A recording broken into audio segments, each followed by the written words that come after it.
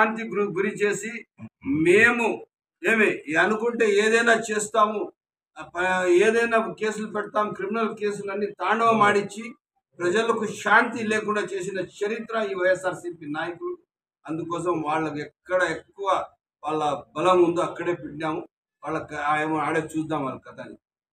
ఇది కాకుండా మళ్ళా 26వ తేదీ CTM 2లో పెట్టాం.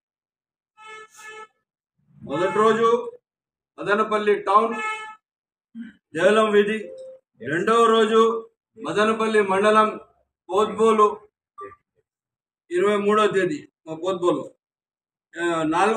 మూడో రోజు వచ్చింది నిమ్మనపల్లి మండలం 24వ తేదీ రెడ్డివారిపల్లిలో, 25వ తేదీ రామసముద్రం ఆర్నడింపల్లిలో, 26వ తేదీ CTM 2లో క్రాస్ రోడ్లో పెట్టడం జరిగింది.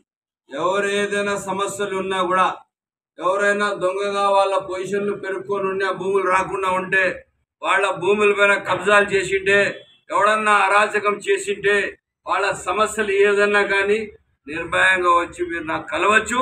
తప్పకుండా వాళ్ళు ఎవరైనా ఎంత వాళ్ళైనా కానీ, వాళ్ళు ఏ రూపంలో ఉన్నా కూడా కానీ తప్పకుండా ప్రజలకు న్యాయం చేసే బాధ్యత మాది. ఈ ప్రభుత్వం చిత్తశుద్ధితో ఉంటుంది. 5 సంవత్సరాలు ఒక సుభిక్షమైన పరిపాలన అందించడానికి మదనపల్లి కాన్స్టిట్యున్సీతో రాష్ట్రం యావత్తు పెద్దలు చంద్రబాబు నాయుడు గారి ఆదేశాల మేరకు నడుస్తుందని చెప్పి తెలియజేస్తూ, ఒక మంచి పరిపాలన అందించడానికి పూర్తి స్థాయిగా మనం అందరం కలిసి నడుస్తామని చెప్పి సవినీయంగా తెలుస్తుంది.